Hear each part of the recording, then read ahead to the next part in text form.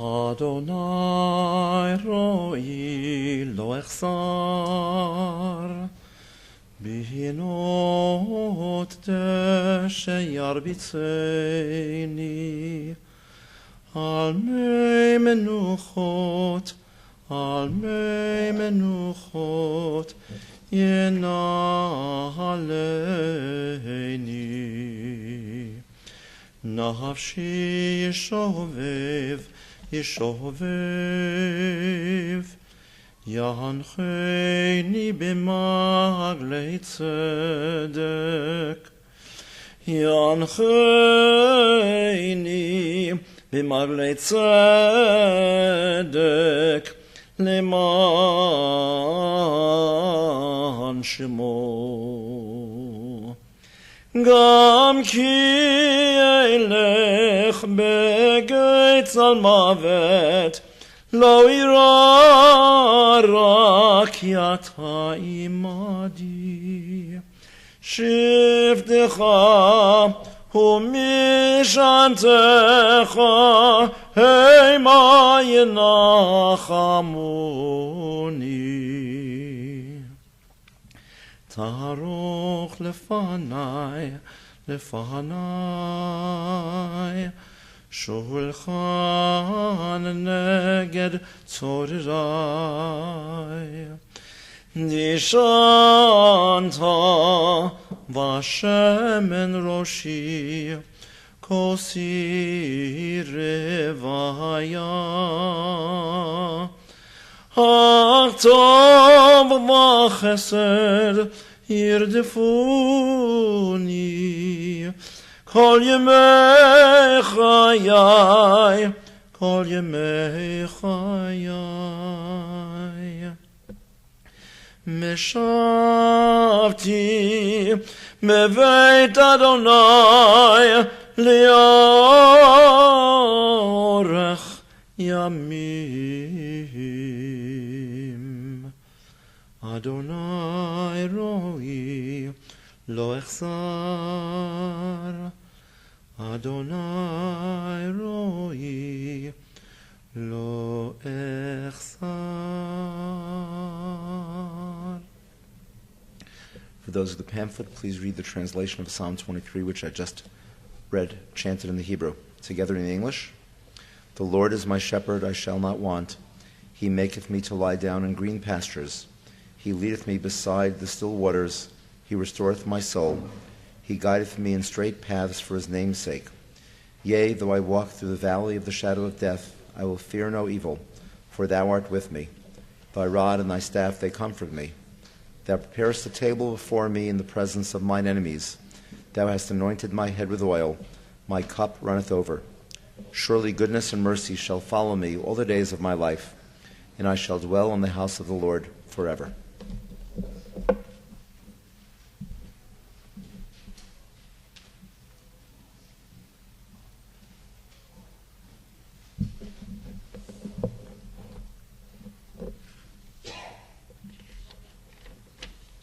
Thank you, Counselor Dollar. Tfilah l'Moshe ish Elohim.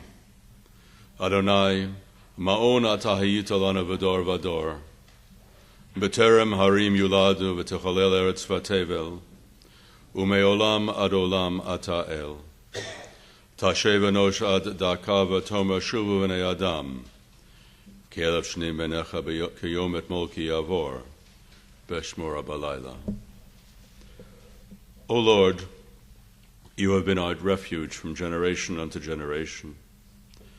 Before the mountains were born, before the earth was fashioned, from eternity unto eternity you are everlasting God. But man, you crumble to dust.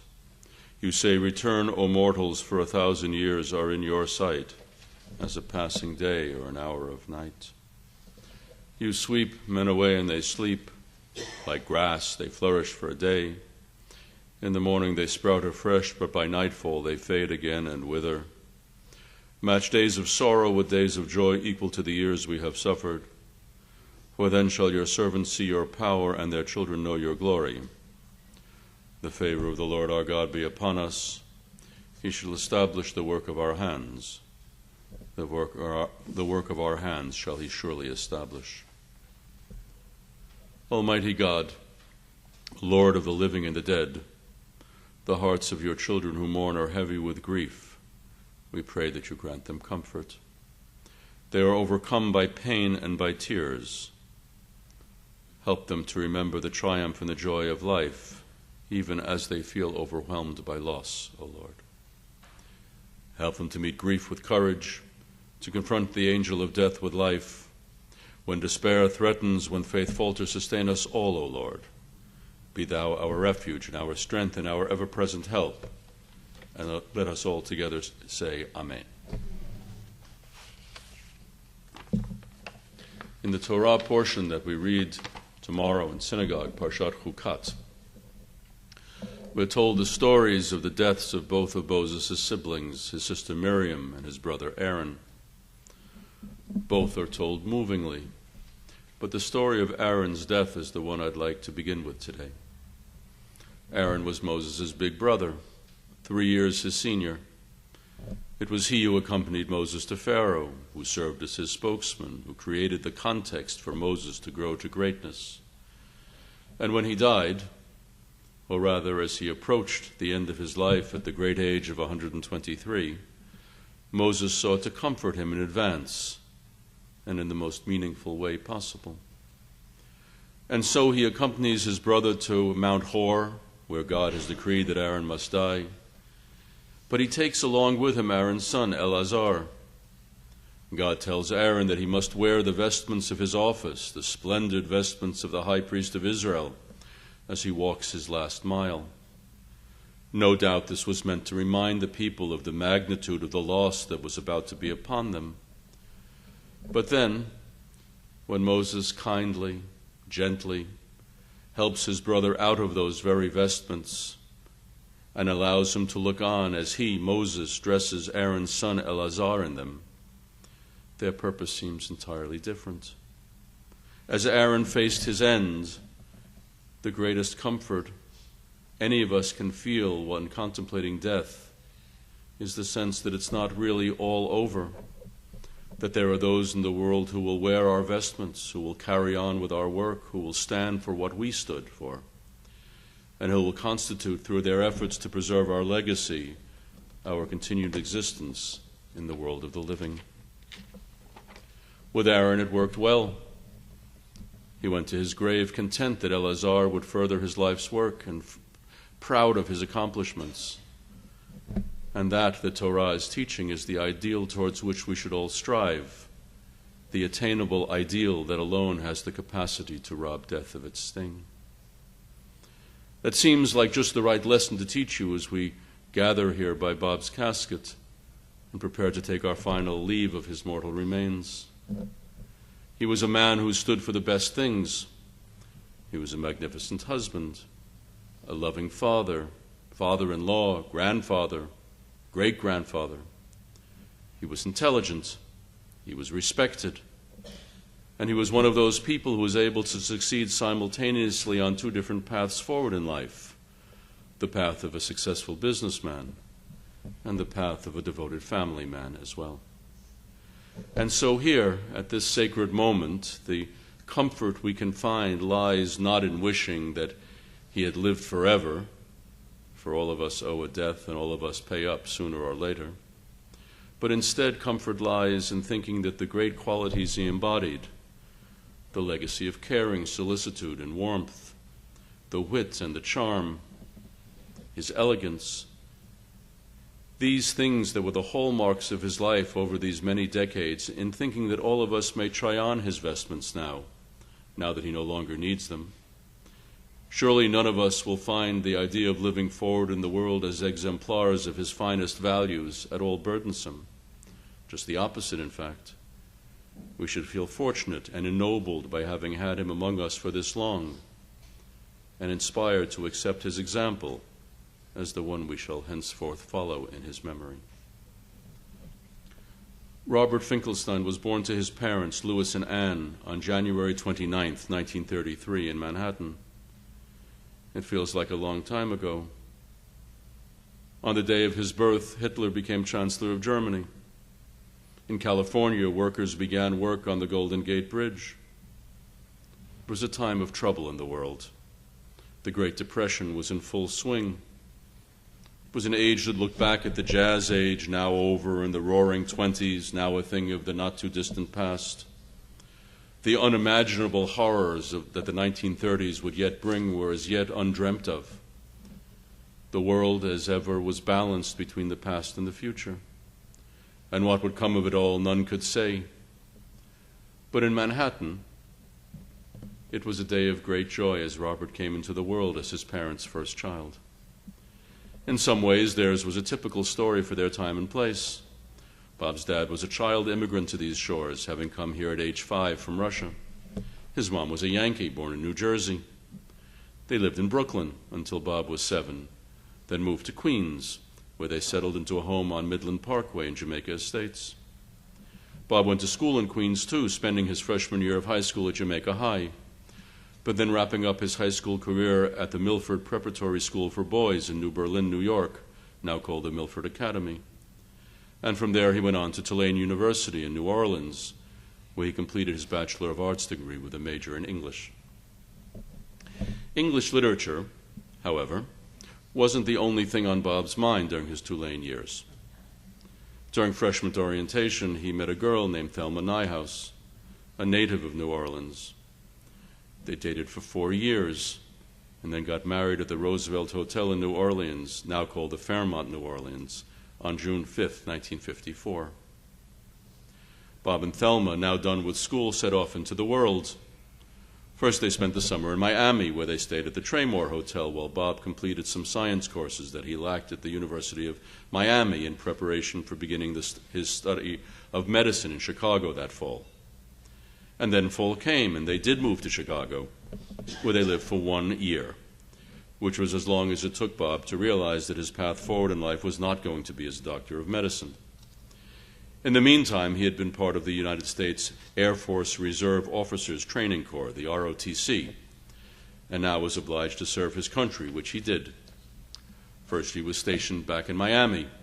Then he was transferred to Atlanta. And then he was as done with the Air Force as he was done with medical school, and the Finkelsteins came back to New York and settled on 198th Street in Queens, near Union Turnpike, not far from Cunningham Park, or from Bob's parents' home on Midland Parkway, or from this building, for that matter, in which we're all seated right now. And there they stayed for 5 years until moving to Hamilton Drive in the Hamilton Park section of Roslyn in 1963, where Bob lived for the rest of his life, and where he took his final breath just the day before yesterday. After coming back to New York after his 2 years in the Air Force, Bob went to work with his father at his father's business, F&R Mattress. But this seemed, at least at first, also like not the right path forward. And so Bob decided to go to law school instead, and that is what he did do, enrolling in New York University Law School, taking classes while continuing to work for his father, and graduating with his J.D. degree after 4 years of effort. But in the meantime, he had begun to dislike work more, to like it more, to dislike it less. He used his newly acquired legal skills to negotiate with the various unions that represented the people who worked for the company. One thing led to another, and then when Bob's father retired, he took over and changed the name of the company to Greater New York Sleep Products. And so we see Bob coming up to where most of us knew him to be in all three planes of existence at once, living in Hamilton Park, married to Thelma, and running his business successfully and profitably. From two came many. First, Bob and Thelma had three children, Bonnie, David, and Lisa. And then there would be three children-in-law as well, in Bonnie's husband, Wayne Warren, David's partner, Vanessa Willits, and Lisa's husband, Philip Miller. Eventually, there would be grandchildren as well, in Bonnie and Wayne's daughters, Rachel and Carly, and Lisa and Philip's twins, Allie and Ethan. As the years passed, the family continued to grow, with the addition of a grandson-in-law in Rachel's husband, Eric Ziff, and a boyfriend-in-law in Carly's friend, Eric Bachman. And then, as the crown of his old age, there was a great-grandchild as well in Rachel and Eric's daughter, Madeline. So what can we say about a man like Bob? He was one of those people who was truly loved by all, a cliché in most cases, but in this case, a simple truth. He was sweet and good-natured, slow to anger, wholly devoted to not only to his children, but no less so to his children-in-law. He was charming and gracious, generous, and very funny. He was also very learned and was possessed of an amazing vocabulary, which he acquired, no doubt among other ways, by reading the encyclopedia in his parents' home as a child from A to Z. He was, and I say this with the greatest respect, the king of minutiae. Bob was not at all materialistic, but he was bright, sharp, and possessed of a very keen mind. He loved to debate. And when David described him in the dedication paragraph of his 2003 book, Expression and the Inner, as David's first true philosophical interlocutor, the dedication was not only heartfelt, but wholly accurate. Like all of us, Bob was a mix of lots of different things. He loved cars. He loved his stereo. He truly loved music, particularly live music, which he and Thelma enjoyed at Carnegie Hall, at the Tillis Center, and at David Geffen Hall at Lincoln Center. At home, he liked his music played very loud so he could hear every note. Once, when Lisa couldn't study in her room because the music was so deafeningly loud, Bob became the world's first parent to have to turn the music down so his children could hear themselves think. And he loved to cook too, devoting himself especially to cooking once he retired. One word that perfectly characterizes Bob is enthusiastic. He was remarkably enthusiastic. Everything was the best. If he ate pancakes somewhere, they were the world's best pancakes. If he had a steak for dinner, it was the greatest steak ever. Whatever he was experiencing at any given moment was always the best, always the finest. Whether it was or wasn't didn't really matter because he experienced it that way at the moment, always fully in the moment, always excited about the experience he was having at that specific moment, always in the full thrall of the best thing he was experiencing and enjoying at that specific moment in time. And his natural enthusiasm also extended to his children's interests. Whatever they were interested in at any given moment, he was interested in that thing too, and he couldn't wait to learn more about it. Bob was also a dog person. He and Thelma acquired Lisa's Bichon Frise after the twins were born, agreeing to dog sit for a few weeks, which turned into a few months, which turned into forever.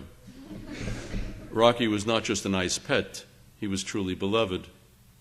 These last months, in fact, when Bob was a bit loosed from his moorings and occasionally fantasized about things that weren't quite as the rest of us perceived them, he imagined Rocky come back to comfort him, to be with him, to grant him a few moments of peace in the company of an animal that truly loved him and whom he himself truly loved. As you all know, these last 10 years were difficult ones. Bob retired young, selling his business when he was just 57 years old, quite some time ago. He had many years to enjoy the fruits of his labors, though, and somehow that thought granted him comfort and solace as his disease worsened, and he lost the clarity of thought that characterized him so fully in his earlier years. But even as an infirm older man, he continued to think of himself as lucky, saying as much to Thelma on occasion and specifically commenting on how lucky he felt to have had her as his wife and to have had such remarkable and loving children. If anything, he felt sorry that his condition weighed so heavily not on himself, but on his wife. A true gentleman to the end, he even went so far as to apologize to Thelma for what he was putting her through. I'm sure he meant it. But serving him and staying by his side into the night was not her burden, but her privilege, just as it was a privilege for all of you to have known him and cared for him and watched over him in these last years. Just as he was wholly devoted to Thelma, she was fully devoted to him and to his care. He was stoic in the face of his illness, graceful and accepting in facing the future. But that kind of equanimity came to him, I imagine, not as a gift from heaven, but as a function of the degree to which he felt secure and watched over and cared for and loved.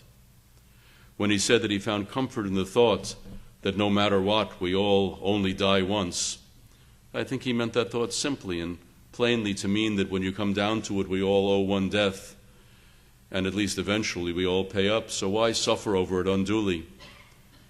He was in the end just that kind of fellow. But he was able to reach that level of calm acceptance because he was truly loved by a wife whose level of support was unparalleled, and who was able, through the sheer force of her solicitude, to make him able to face his end peacefully and suffused not with rancor, but with peace, acceptance, and tranquility. When Jewish people die, we always pray that their memory be a source of blessing for those whom they leave behind. In different contexts, we obviously mean different things by that thought. But as we say of Bob, Yehi Zichro Baruch, may his memory be a source of blessing for you all, I think we should mean to pray that the memory of this hard-working, intelligent, graceful, wholly decent man, this loving son, brother, husband, father, father-in-law, grandfather, grandfather-in-law, and great-grandfather, this man who took such great pleasure from his family and who was able truly to love without reservation or restriction, may his memory serve you all as the kind of model for you to emulate, as you, seeing yourselves reflected in his image, strive to be better children to your parents and better parents to your children, better spouses, better friends, better people. If we allow Bob to lift us up even in death, his memory will be a source not of melancholy or regret, but truly of blessing. Yehi Zichro Baruch. May his memory be a blessing for you all. May he rest in peace. Amen. We're going to hear from several family members now. I'd like to introduce them all to you now all at once, and then invite them to come up serially one after the other without being introduced for a second time. First, we're going to hear from granddaughters Rachel and Carly, then from grandchildren Ali and Ethan, then from Bob's children, first Bonnie, then Lisa, and then David.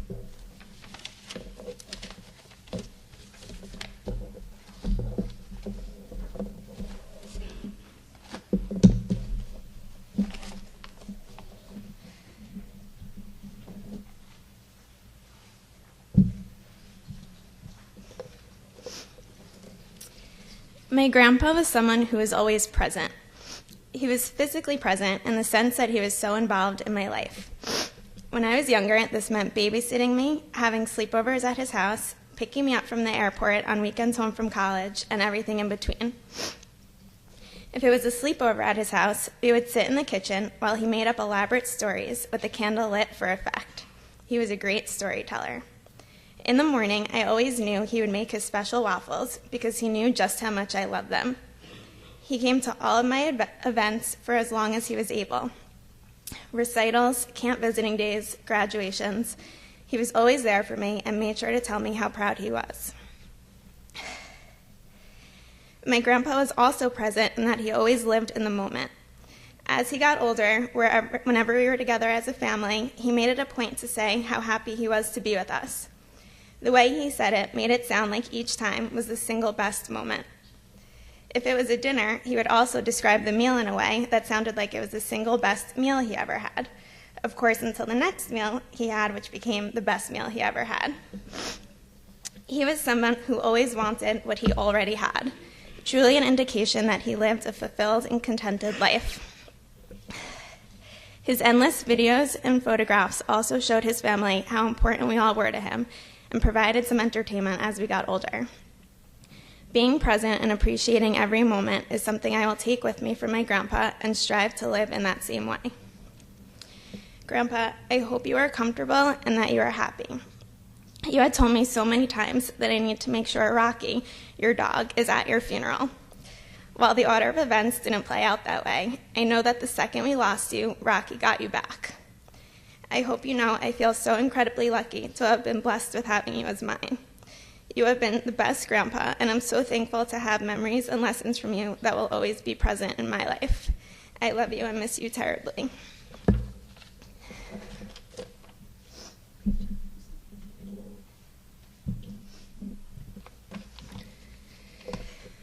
My grandpa, or Pop, as Madeline called him, which, by the way, was a name he chose for himself 3 years ago when she was born to be his great-grandpa name, and, as with everything, he put a lot of thought into what that name would be, was the most handsome, intelligent, and fun-loving grandpa I could have imagined. He was the family expert on grammar, photography, watches, computers, mattresses, and leading satyrs, just to name a few. While I have so many memories of my grandpa, the one that comes to mind anytime I think of him is the way he used to say goodbye to my family and me when we would leave his house. We would pile into our car, back out of the driveway, and head down Hamilton Drive, and he would run down the sidewalk making funny faces, chasing our car the whole time. Sometimes he would go the entire length of the street before he would head back to his house. Even though I came to expect it, of course, as he probably did this over 100 times, I still got a kick out of him running next to the car and being so silly. I don't know when he actually stopped the signature move, but the way I remember it is that he was doing it up until his body would no longer let him. Grandpa, this is just one of the many examples of how you brought so much fun and silliness to my life, just the way a grandpa should. Though I wish she had more time with you, I'm so glad Madeline got to know you and, of course, the silly side of you, too. I know the tricks didn't come as easily to you as they used to, but whenever you saw her, you would manage to pull out one trick or another that always made her smile. Though I guess this is our formal goodbye, the goodbye that I will always remember is the one of my sweet, kind, and carefree grandpa chasing me down Hamilton Drive. I love you so much and will miss you dearly.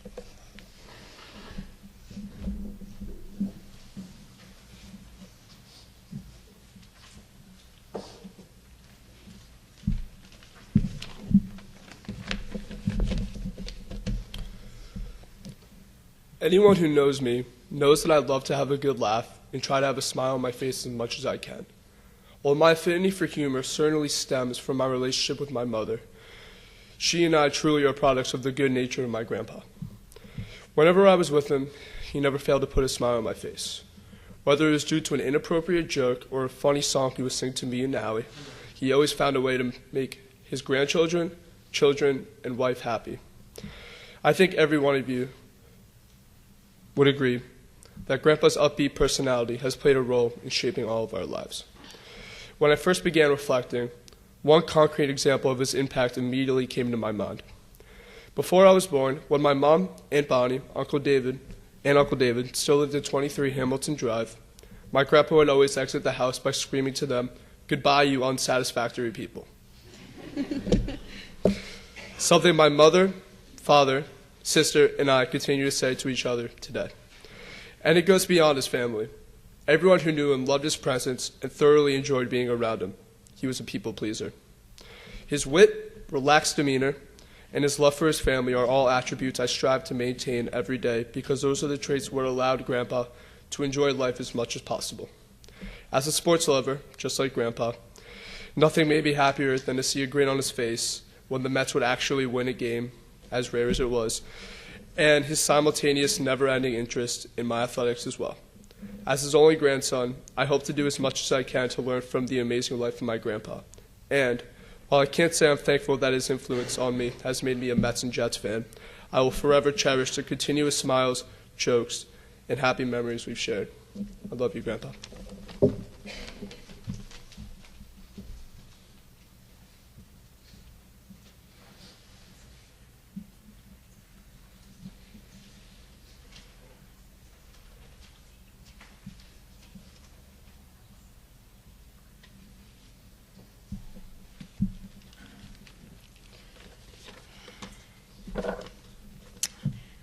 A parent-child relationship is often a complicated one.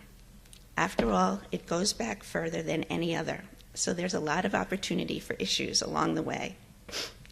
Add to that the fact that I'm a psychologist, so I'm able to find complications in pretty much anything.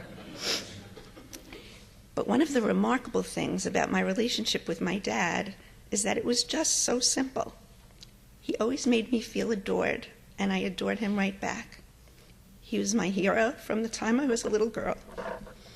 I was trying to remember a time when he ever punished me or even raised his voice, and I couldn't. He lit up every time he saw me until his very last days, and even then, he might have lit up a little bit.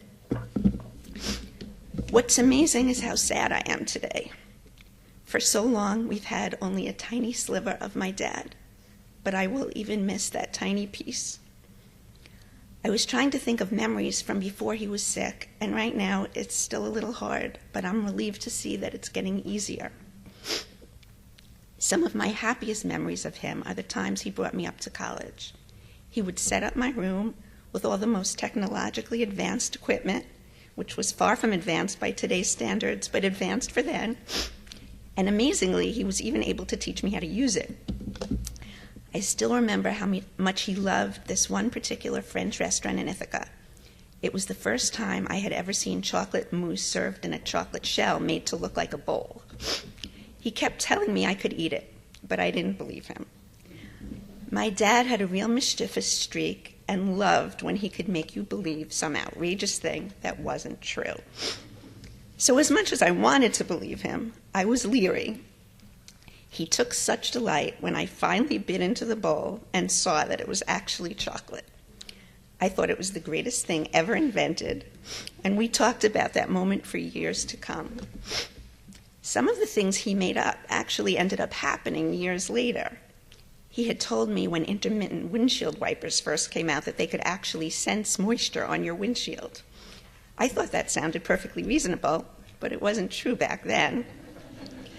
Wayne was very amused when he heard my dad had told me that, and that I actually believed it. Little did anyone know at the time that it would be a real thing one day. Everyone who knew my dad loved him. He was smart and funny and kind and patient. He drew people to him easily. He was able to have conversations on a very deep level and equally able to engage in lighthearted banter or tell great stories that made people laugh. I can still hear his Yiddish accent when he was telling a joke.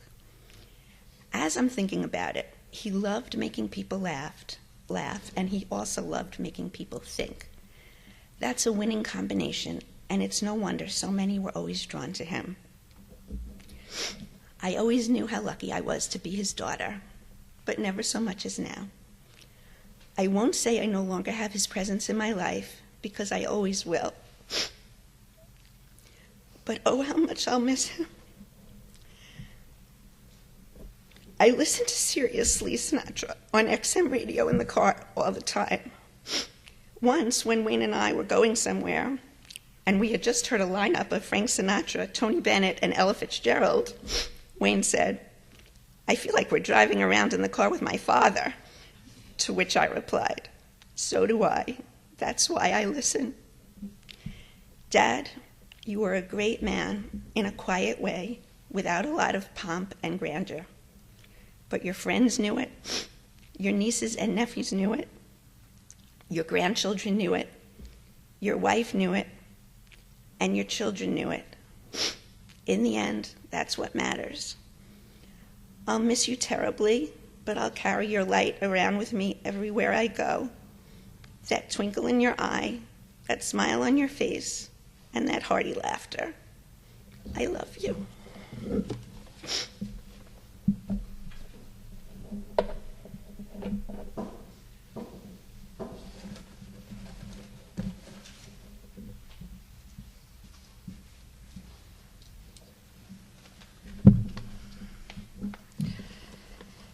Irreverent with a lack of boundaries may be the way that many of my friends and family describe me. That particular brand That particular brand of sense of humor is something that was tremendously fostered by my father. Nothing was too inappropriate or politically incorrect to be spoken. My father would get a gleam in his eye when I would say things that others may be thinking but wouldn't dare say. While my mother has equally contributed to my personality and ways of thinking, including my incessant worrying, obsessing, and also my parenting of my own children, which I hope is mostly good. It is my father who is responsible for my dark sense of humor. While my mother admittedly spent many days and nights worrying about herself and her family, my father enjoyed all of his days to their fullest. One example is from years ago. He was getting an MRI to find out if he had a brain tumor. While most people, myself especially, would be so fraught with fear and anxiety in this machine, which would possibly diagnose a very terrifying and horrible finding, my father fell asleep. He later said that he felt so relaxed that he was able to actually take a nap. That was how my father lived. My father was a sweet, generous, and charming man. He made a positive impression on everyone he met. His passion for life only dimmed once he was diagnosed with Parkinson's. Up until that point, he was a car enthusiast, classical music lover, and wine expert. One of my earliest memories is of being in my father's Porsche. I wasn't allowed to call it a Porsche. It had to be called a Porsche, because that's the proper way to call it. When I was about 4 years old, and we were going what was probably close to 100 miles per hour. He insisted that all American cars were inferior until he bought his first Cadillac sometime in his 70s. His children couldn't tease him enough for his embracing what he had always made fun of other people for driving. My father was very generous. I can't remember him ever telling me no when I wanted to either buy something or go somewhere. One of my fondest memories is of being a little girl, up way past my bedtime, and craving a vanilla milkshake. No matter what time it was or how hard my mother had worked cleaning the kitchen, my father always obliged. When I was a little girl and would do something mischievous, which was quite often, my mother used to warn me of my impending punishment by telling me to wait till my father got home. If my father was going to be my most punitive and severe disciplinarian, I knew that I could basically get away with anything. And I did. My father was a wonderful husband, father, grandfather, and friend. I will miss him forever and remember him every day.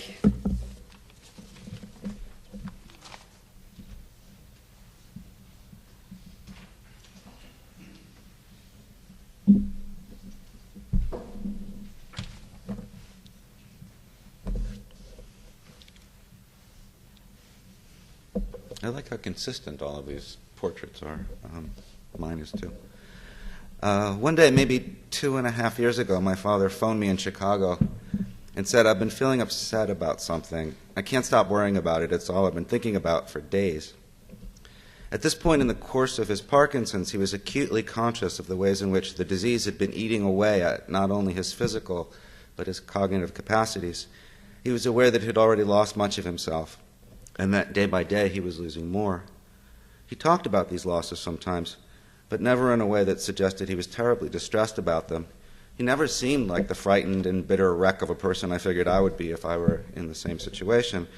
As a rule, he seemed to be both fully aware of and astonishingly graceful about his own deterioration. So I was surprised and worried to hear him start a conversation by saying that something was so upsetting him. I asked him what he was worrying about. He said, "Well, I just can't see how moral goodness could have an objective foundation.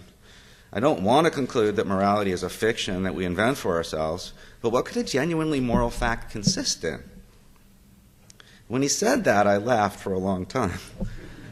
I said, "You've got a disease that's tearing you apart, and you call me up to say that you've been worrying for days about how there can be moral facts.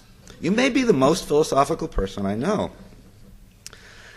Look, my father was impressive in many ways, and there are many ways in which I hope that I take after him.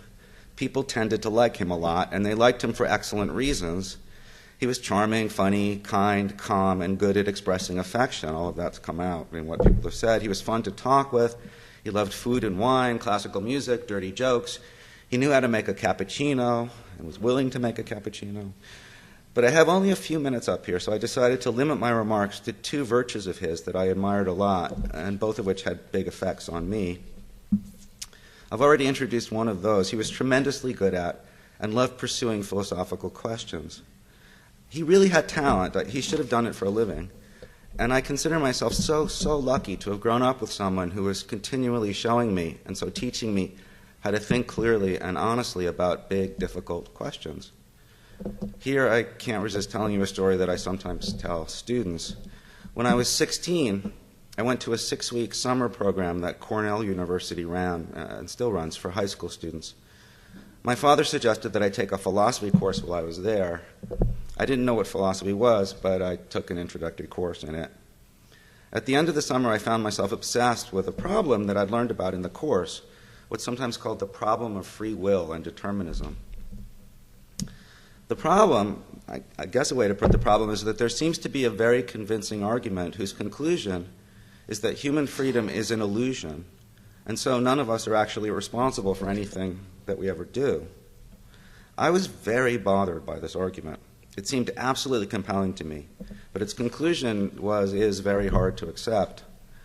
My mother could see that I was upset, and one evening she took her best shot at curing me of my philosophical disease. I can still hear her calling upstairs, "Bob, explain to David why free will makes sense." My father spent the next 2 hours talking with me. I argued that freedom was an illusion. He tried to find a hole in the argument. We did this night after night for close to a week, maybe 5 days, I don't know, before he announced that I'd convinced him, at which point he became a die-hard skeptic about freedom and responsibility, much more so than I ever was. My poor mother, she had to attend social events with him. For the rest of his life, my father was liable to open a conversation with a stranger at a party by asking him if he believed in free will.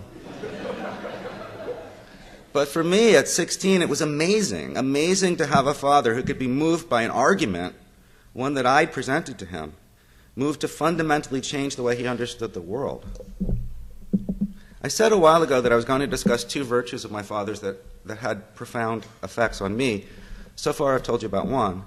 The other virtue that I wanted to mention was his extraordinary playfulness. My earliest memories are of imaginative games he would play with me, invented names and identities we had for each other, weird accents and voices that he would put on and take off. When Bonnie and I were still little and Lisa ranged from non-existent to tiny, my father would come home from work and tell us stories over dinner about his day. About half of those stories were true and half were entirely made up. His telling them to us was part of a game that he'd invented. He would tell us about his day, and we would say whether we believed him or not. His aim was to get us to believe the false stories and to disbelieve the true ones. Our aim was to accurately discern truth from invention. Inventive playfulness in a parent has effects on children. Yesterday, Rabbi Cohen met with my sisters, my mother, and me so that we could tell him about my father's life. A few minutes before he came by, I was talking with Lisa about what we were going to say to him. Where's Lisa? I suggested that we feed the rabbi outrageous lies about our father's biography. Lisa wondered if we might be able to convince him that our father had been an astronaut.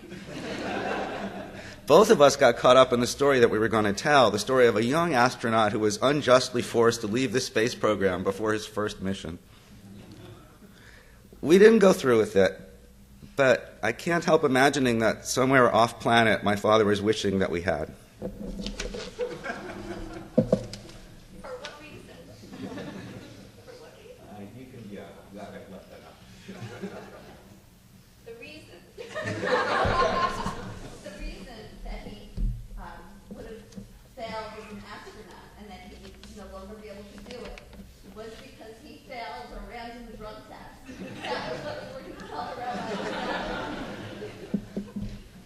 In a moment, I'll invite the Chazan to come forward and chant the Mole prayer in Bob's memory. But first, I'd like to make some announcements to you.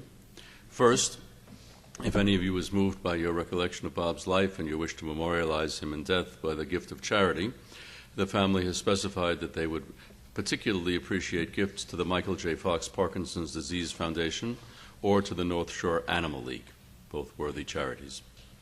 Then I'd like to announce that after this funeral service, interment will follow directly at the Beth David Cemetery on Elmont Road in Elmont.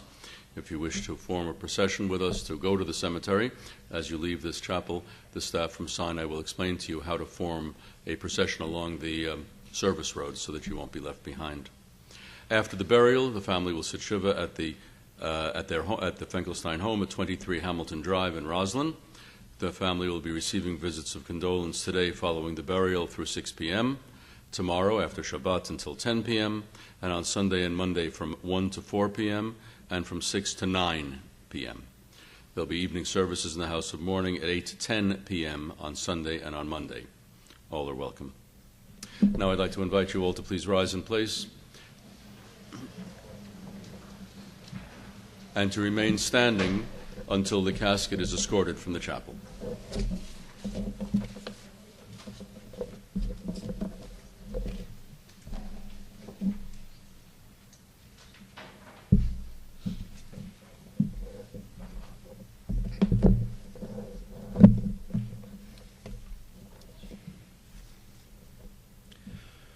El Mole Rachamim Shochen Bamromim Hamtzei Menucha Nechona Tachat Kanfei Ashchina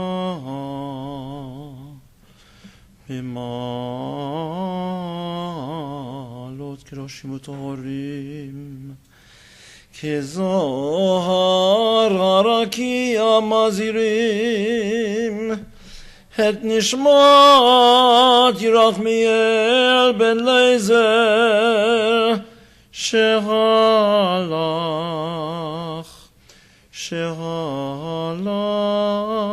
Liolamo Hanabal Harachamim Hasirehu B'Seiter Knafav Liolamim Mitzror B'Tzror Achaim Nishmato Adonai Hu Nachalato V'yanuach B'Shalom Al Mishkavo V'nomar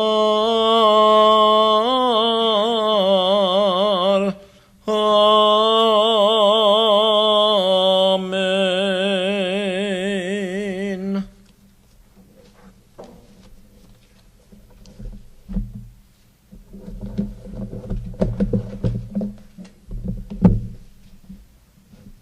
O Lord, exalted and full of compassion, grant perfect peace in your sheltering presence among the holy and the pure, to the soul of Rabbi Yerachmiel ben Leizer, who has gone to his eternal home.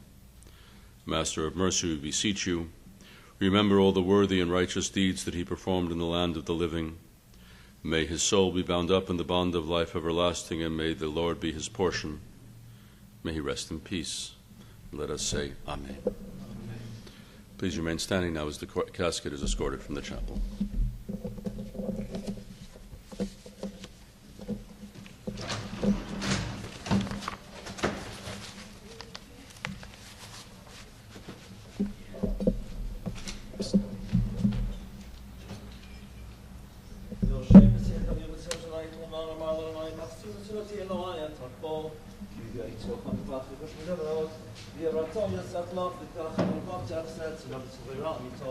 Thank you.